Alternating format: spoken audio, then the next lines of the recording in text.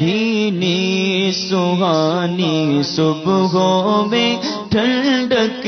جگر کی ہے، کلیاں کھلی دلوں کی ہوائیں کدھر کی ہے۔ وعلیکم السلام ورحمۃ اللہ وبرکاتہ۔ کچھ سوالات ہیں خواتین کے اعتکاف کے تعلق سے، تو میں ان کو ایک ہی ویڈیو میں جواب دے دیتا ہوں۔ خواتین کے اعتکاف کے تعلق سے جو ضروری سوال آئے ہیں ان میں سے ایک یہ ہے کہ اسلامی بہنیں ایک ہی گھر کے دو الگ الگ کمروں میں اعتکاف کر سکتی ہیں، دو خاتون؟ تو اس میں یہ ہے کہ دو روم ہیں، اگر ان میں سے جس کو اعتکاف کرنا ہے خاتون کو، وہ اپنا جس کونے میں بیٹھنا ہے اس کو مسجد بیت جو ہے نا اس کی نیت سے بنا لے، ہو سکے تو وہاں پہ 2 رکعت نفل بھی پڑھ لیں اگر مکروہ وقت نہیں ہے، اور اعتکاف میں بیٹھنے سے پہلے اس کونے کو یعنی خاص کر لیں جہاں اعتکاف کرنا ہے کہ یہ میرا جو خاص مسجد قرار پائے گی وہ آپ کے حق میں، خاتون کے حق میں، پھر وہاں پہ جو ہے نا اعتکاف کر سکتی ہیں۔ ایسا نہیں ہو سکتا کہ ایک ہی روم میں آج اس کونے میں بیٹھ جائیں، پرسوں دوسرے کمرے میں چلی جائیں، ایک ہی گھر میں، تو اس طرح نہیں کیا جا سکتا۔ باقی جس جگہ بیٹھنا ہے اسی کو نماز کے لیے خاص رکھنا بھی چاہیے، اور پھر اس کی پاکی کا، صفائی کا بھی خیال رکھنا چاہیے۔ تو اس طرح سے ایک روم میں اگر مسجد قرار دے کر، اس حصے کو مسجد بیت قرار دے کر اسلامی بہن بیٹھے گی، تو اسی طرح دوسرے روم میں دوسری اسلامی بہن جو ہے وہ بیٹھ سکتی ہے، اس میں کوئی حرج والی بات نہیں ہے۔ اس میں ایک سوال اور ہے کہ جیسے سہیلی کے گھر میں بھی اعتکاف کرنے کے لیے جو ہے نا لڑکیاں جاتی ہیں، آج کل کے 2 ہو جاتی ہیں، 1 سے یا 2 سے 4 ہو جاتی ہیں، تو اس طرح سے گروپ ہوتا ہے، تو یہ پوچھنا چاہتی ہیں کہ دوسروں گھر میں بھی اعتکاف کیا جا سکتا ہے؟ اصل یہ ہے کہ اعتکاف تو جو ہے نا دوسرے کے گھر میں بھی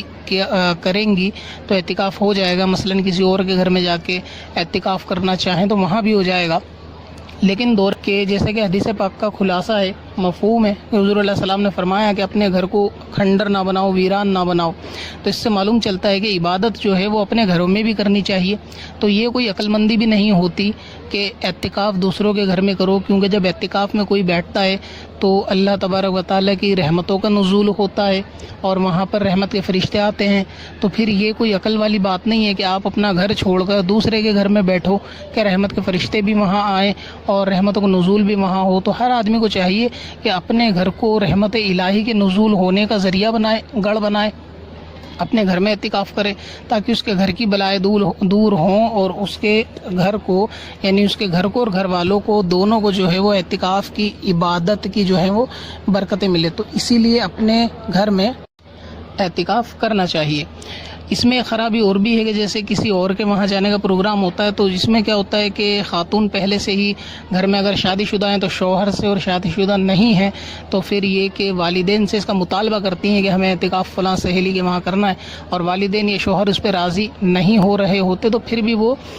جبراً ان کو راضی کرنے کی کوشش کرتی ہیں ناراضی وغیرہ کے ذریعے سے۔ حالانکہ یہ بھی ٹھیک نہیں ہے، کیونکہ اس کام کے لیے یعنی گھر میں ظاہر ہے کہ عورت کو 10-11 دن وہاں رکنا پڑے گا، تو رات بھی کسی اور کے وہاں بتانی پڑے گی، تو شوہر کی اجازت کے بغیر خاتون کو یہ جائز نہیں ہے کہ شام کہیں اور پہ ٹھہرے۔ اسی طرح اگر شادی نہیں ہوئی تو والدین کی اطاعت اس پہ واجب ہے، تو اس طرح سے اگر والدین کو ناراض کر کے یا شوہر کو ناراض کر کے جائے گی تو اس طرح سے یہ کوئی عبادت اور ثواب کا کام نہیں ہے، بلکہ عبادت الہی، اطاعت الہی کے ہی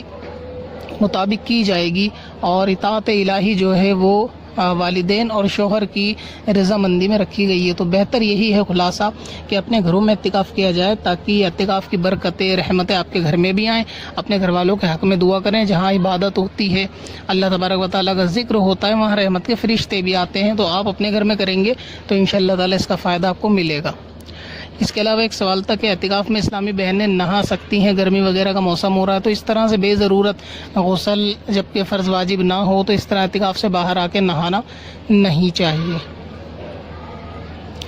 اچھا، ایک پیریڈ روکنے کی گولی کے تعلق سے یہ سوال تھا کہ حیض روکنے کی گولی آتی ہے، تو جن خواتین کا یہ اندیشہ ہوتا ہے کہ اعتکاف کریں گی اور ان دنوں میں ان کے جو ہے وہ پیریڈ کے دن آ سکتے ہیں، تو وہ جو ہے وہ دوا وغیرہ کھا کر اعتکاف کرتی ہیں، جس سے پیریڈ کچھ وقت کے لیے یعنی اس مہینے کے ٹل جاتے ہیں۔ تو کہ اس طرح سے کرنے سے کوئی مسئلہ ہے اعتکاف میں؟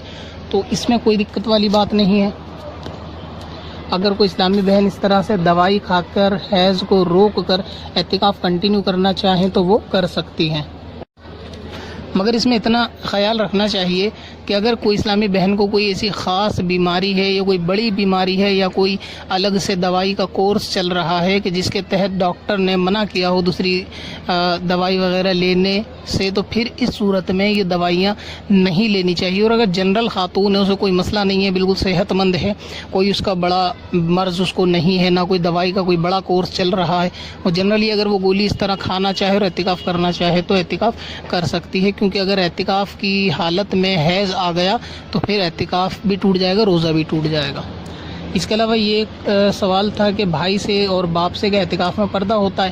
لیکن اصل میں اعتکاف میں پردے کا مسئلہ وہی ہے جو شریعت میں پردے کا مسئلہ ہے۔ تو جن لوگوں سے شریعت میں پردہ ہے ان سے اعتکاف میں بھی پردہ ہوگا، اور جن سے شریعت میں پردہ نہیں ہے تو ان سے اعتکاف میں بھی کوئی خاص پردہ نہیں ہے۔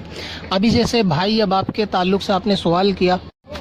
تو ان سے کوئی پردے کی حاجت نہیں ہے، اور اگر یہ کوئی بات کرتے ہیں، گھر کا کوئی سامان جو آپ کے ہاتھ کا رکھا ہوا ہے اگر یہ طلب کرتے ہیں تو آپ کو جواب دینے میں کوئی دقت نہیں ہے۔ تو اسی طریقے سے آپ سے کچھ پوچھے تو آپ جواب بھی دے سکتی ہیں۔ کوئی اور خاتون آپ سے آگے بات کرے، دعا کے لیے بولے،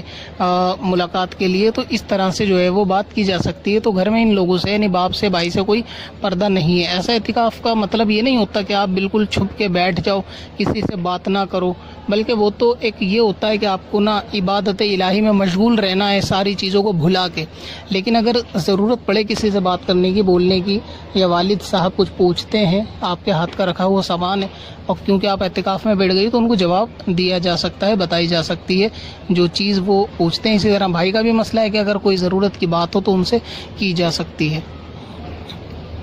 اچھا، اس کے علاوہ ایک اور بات تھی، یہ سوال پوچھا تھا کیا مدنی چینل اعتکاف میں بیٹھ کے اسلامی بہنیں مسجد میں دیکھ سکتی ہیں؟ تو ہاں، دیکھ سکتی ہیں مسجد میں مدنی چینل، اس میں کوئی دقت والی بات نہیں ہے اگر دیکھنا چاہیں، لیکن اس میں اس بات کا خیال رکھنا چاہیے کہ اعتکاف کے اندر جو ہے نا زیادہ تر وقت اپنی دعا کے لیے، مغفرت کے لیے اور عبادت کے لیے مخصوص ہونا چاہیے۔ اب اس کا یہ بھی مطلب نہیں ہے کہ آپ 24 آور ہی اعتکاف میں بیٹھ کے اور اینڈرائڈ لے کے مسجد میں اور مدنی چینل ہی دیکھتی رہو، کیونکہ مدنی چینل پر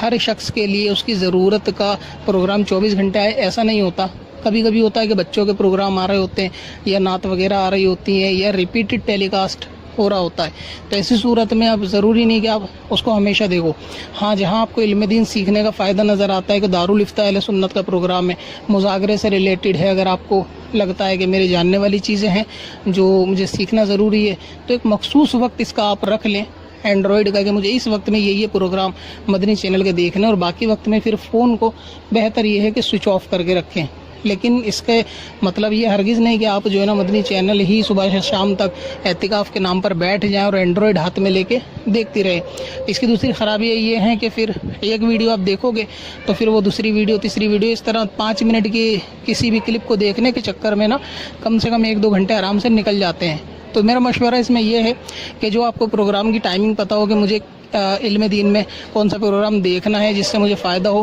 اس کی ٹائمنگ آپ کو معلوم ہی ہوگی، اسی وقت میں دیکھ لیں، یا پھر انٹرنیٹ پہ تو ریکارڈڈ بھی دیکھا جا سکتا ہے، تو جب مرضی چاہیں مخصوص وقت کر لیں کہ میرے کو 1 گھنٹے کا یہ پروگرام دیکھنا ہے۔ اس کے بعد آپ موبائل کو بہتر ہے کہ سوئچ آف ہی کر دیں، کیونکہ ہاتھ میں موبائل رہے گا اعتکاف میں تو عبادت سے جو ہے نا وہ ذہن منتشر ہوتا رہے گا۔ آپ لاکھ کوشش بھی کرو گے پھر بھی آپ کا ذہن جو ہے نا وہ اینڈرائڈ میں جائے گا۔ تو خلاصہ کلام یہ ہے کہ اگر آپ کو سیکھنے والی چیزیں اس میں مل جائیں تو ٹھیک ہے، ایک مختصر وقت رکھیں کہ دوپہر میں 1 گھنٹہ دیکھنا ہے یا 1.5 گھنٹہ، یا صبح میں 1 گھنٹہ، اور باقی ٹائم جو اپنا سونا ہے یا عبادت کرنی ہے، درود، تسبیح، دعا، مغفرت، جو بھی آپ کو عبادات کرنی ہے وہ کنٹینیو کرنی چاہیے۔ اس کے اوپر اتنا زیادہ فوکس نہ کیا جائے کہ اسی میں اپنے وقت کو بہت زیادہ ضائع